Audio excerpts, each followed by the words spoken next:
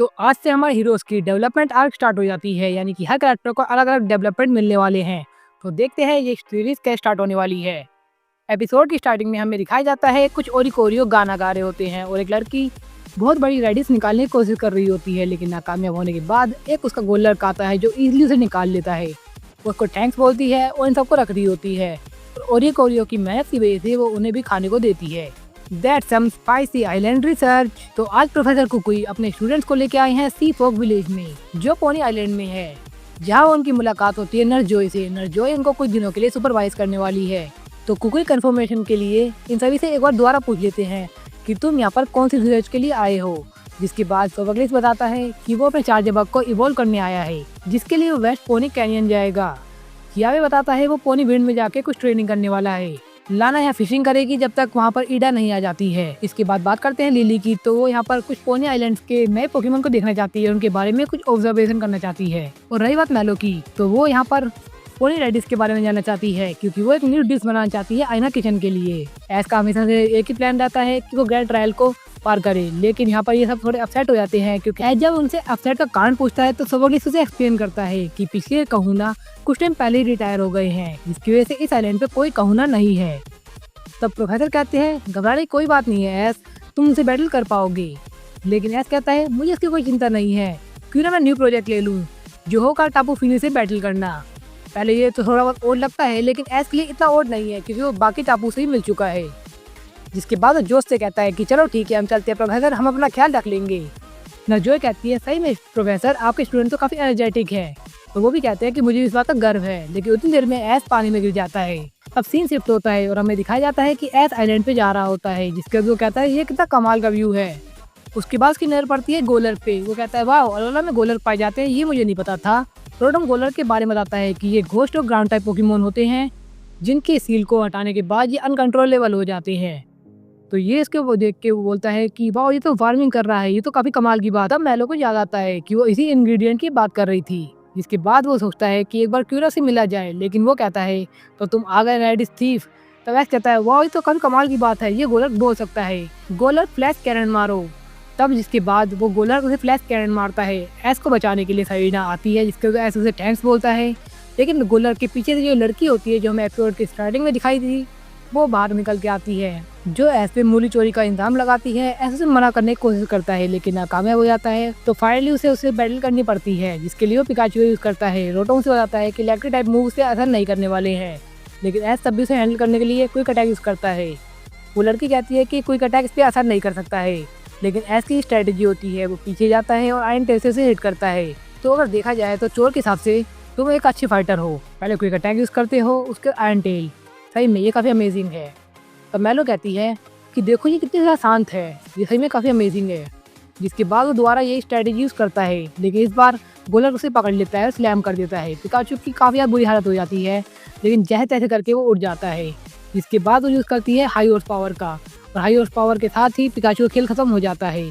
तब वो कहती है कि तुमने अपना सबक सीख लिया होगा, आइंदा चोरी मत करना। जिसके बाद वो चली जाती है। तो कियावे ऐस को बोलता है तो चलो हमें इसे नर्स जोई के पास लेके आना चाहिए। वो भी उसे एग्री करता है, चला जाता है। तो ये है आज का पोकी क्विज। आज हमारे हीरोज कौन सी जगह पे गए हैं, आपके ऑप्शन आपकी स्क्रीन पर हैं। और ये है हमारे पिछले क्विज के इलाइट 4। तो उससे पहले आते हैं प्रो गेमर 07। तुम्हारा आंसर एकदम सही है, लेकिन तुम्हें यार ये तो कितना बेकार लगा, 6 पॉइंट। इतना बेकार तो नहीं था प्रो की बैटल। नेक्स्ट है मोनू निगम। यार तुम्हारा नाम तो कहीं सुनीला लगता है, लेकिन आपका जवाब एकदम सही है। और यार हर कोई चाहेगा ultra sun and moon Hindi में देखना और टीवी पे। नेक्स्ट लाइट 4 है रहमान। इनका आंसर एकदम सही है और उन्होंने कहा है ब्रो तुम मुझे सिर्फ रहमान बुलाओ, और भाई मैं तुम्हारी हर वीडियो को लाइक एंड सब्सक्राइब करता हूँ। या सब्सक्राइब से एक बार हो सकता है, बार बार करोगे यहाँ से दिक्कत हो जाती है। और भाई मेरे भाई का नाम रहीम है, वो भी तुम्हारी वीडियो को काफी पसंद करता है। थैंक यू दिल से, आप इतना सपोर्ट करते हैं तो मुझे काफी अच्छा लगता है। एंड लास्ट आते हैं सोरिया। इनका आंसर भी एकदम सही है। और अब बात करते हैं हमारे पिछले क्विज के चैंपियन के बारे में। तो वो निकल के आते हैं अर्जुन, जिनका जवाब एकदम सही है। सही में गार्चों भी है सबसे ज्यादा मेल रेशियो वाला उन चारों में से। अब पिकाचू एकदम ठीक हो जाता है। ऐस बोलता है सही में इसका गोलर बहुत ज्यादा पावरफुल है। कियावे से बताता है कि इसका स्मर्ट स्टेल भी था, तो हो सकता है वो ग्राउंड टाइप ट्रेनर हो। इसके बाद नर्स जोई ने बताती है शायद तुम हाफू की बात कर रहे हो। हाफू सोफू की पोती है।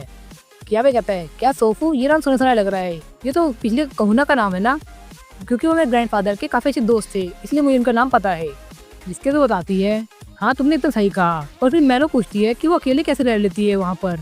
तो वो कहती है, अरे इसके पेरेंट्स भी वहीं कहीं रहते हैं, बस वो अकेले रहती है इसलिए क्योंकि वो फार्म में रहती है। फार्म में उसके काफी अच्छे इमोशन जुड़े हुए हैं, क्योंकि वो अपने दादा से सब कुछ सीख चुकी है। उनकी फाइटिंग स्टाइल, फार्मिंग, हर चीज उसने उन्हीं से सीखी है और उसे हारना बिल्कुल भी पसंद नहीं है। तब मैलो कहती है, वो आखिरकार बच्ची ही है, वो ऐसे ही एक्ट करेगी, बच्चे हार को एक्सेप्ट नहीं करते हैं।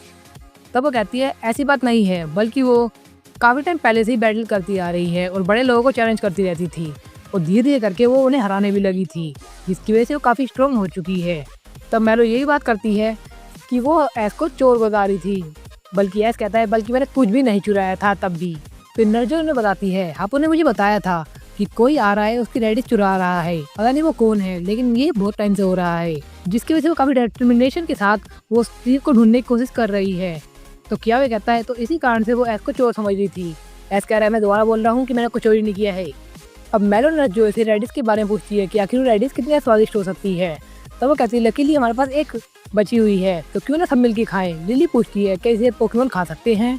तो वो कहती है, ऑफ कोर्स इसे खा सकते हैं, ये काफ़ी स्पाइसी होती है, जिसकी वजह से कुछ लोगों को ये बिल्कुल पसंद नहीं आती है, लेकिन बाकियों के लिए ओके होती है। अब दूसरी ओर हमें दिखाई जाती है हापू, जो सोच रही होती है ऐस और पिकाचू के बारे में कि इन दोनों के अंदर कुछ तो अलग था, जिसकी वजह से वो उसके बारे में सोच रही है।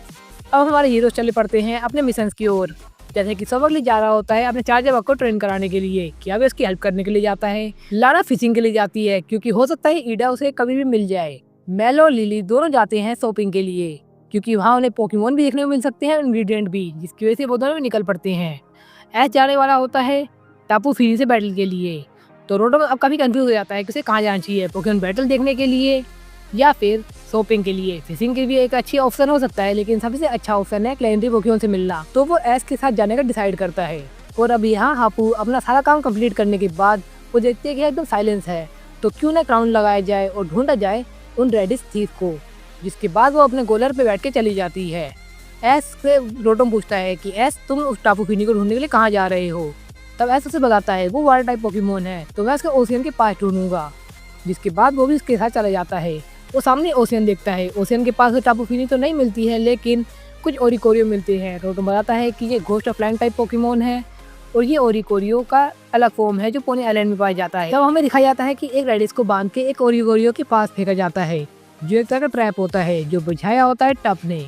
टीम स्कल को देख के ऐस पूछता है कि तुम यहाँ क्या कर रहे हो। तब वो बताते हैं कि हमारी बड़ी दीदी हमें यहाँ पर लेके आई है, जिनका प्लान है एक पैराडाइज बनाना। जिसके बाद ऐस कहता है, मुझे नहीं जानना कि तुम्हें यहाँ कौन लेके आया है, फिर तुम यहाँ क्या कर रहे हो, बस तुम उन्हें भी छोड़ दो।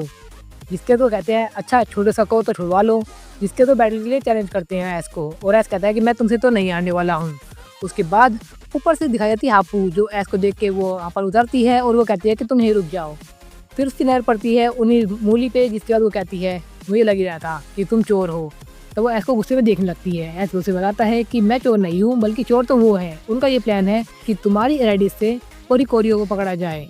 तो वो कहती है, ओरिकोरियो कहाँ पर है। तो वो उसे बताता है कि वो उस बैग में है। जिसके बाद वो कहती है, बस अब बहुत हो गया, अब मैं तुम तीनों को सबक सिखाऊंगी। तब कहता है कि अरे बच्चा खो गया है क्या, इसे जाने दो।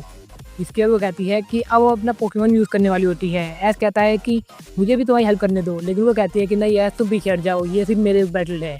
जिसके बाद वो यूज़ करती है मडस्टेल का। मडस्टेल का साइज देख के उनके पोकेमोन डर जाते हैं। वो जैसे तैसे करके एक बार अटैक हिट करने की कोशिश भी करते हैं उसको, लेकिन उससे इसका डिफेंस बढ़ जाता है, जो रोटम कंफर्म करता है। जिसके बाद वो अपना हाई हॉर्स पावर मार के इन तीनों को एक बार में नॉकआउट कर देती हैं। ऐस काफी इंप्रेस होता है और काफी शौक होता है कि एक बार में नॉकआउट कर दिया गया है। लेकिन तभी वहाँ पर उनकी बड़ी चीज आती है, जो ये है, जो कहती है कि मैंने जो तुम्हें कहा था तुमने वो नहीं किया है। वो कहते हैं कि नहीं, ओरिकोरियो को लाई रहे थे पैराडाइज बनाने के लिए। लेकिन टप की इस हरकत से वो बिल्कुल भी खुश नहीं होती है और वो कहती है कि मैं तुम्हें यहाँ पर सिर्फ पोनी आइलैंड पे घूमने के लिए बुलाया है। जिसके बाद वो चली जाती है। इसको वो इम्प्रेस करने के लिए वो तीनों उसके पीछे पीछे चले जाते हैं। अब यहाँ आपू ऐसे सॉरी बोलती है कि उसने उसे गलत समझा। तब ऐसे उसे माफ़ कर देता है और पोकेमोन बढ़ने के लिए चैलेंज करता है, लेकिन वो उसे इनकार कर देती है और नेक्स्ट टाइम के लिए बोलती है। जिसके बाद वो चल पड़ती है अपनी जगह पे। ऐसा काफ़ी एक्साइटेड होता है इस बैटल के लिए कि अगली बार जब भी उसके साथ बैटल होगी वो हार नहीं मानने वाला है और वो जीत के रहेगा। जिसके बाद हापू भी से थोड़ा बहुत तो इम्प्रेस हो जाती है मन ही मन कि इसमें कुछ तो अलग बात है। अब रात होती है, जहाँ पर हमारे हीरो खाना खा रहे होते हैं जो नर्स जोई ने बनाया है और ये सब बातें कर रहे होते हैं। तो अब से स्टार्ट होने वाली है एक कमाल की आर्क, जिसे हम कह सकते हैं डेवलपमेंट आर्क। यहाँ पर 2-3 एपिसोड से ज़्यादा लग सकते हैं, लेकिन बहुत कुछ नया होने वाला है। आखिर ये बड़ी सिस्ट कौन है, इन सब के बारे में जानेंगे आगे आने वाले एपिसोड में। तो हाँ, आज की वीडियो बस इतना ही। होप करता हूँ वीडियो इंटरेस्टिंग लगे तो वीडियो लाइक कर देना।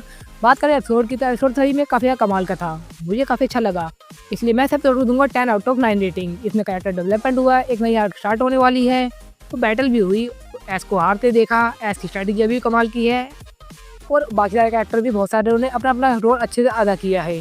तो देखना ये है कि आगे आने वाले एपिसोड में क्या होने वाला है। अब बात करें चैंपियन क्विज की, तो चैंपियन क्विज इस बार का ये है, तुम्हें बस ज़्यादा कुछ नहीं बताना कि कल की जो बड़ी सिस है यानी कि दीदी, उनका नाम क्या है।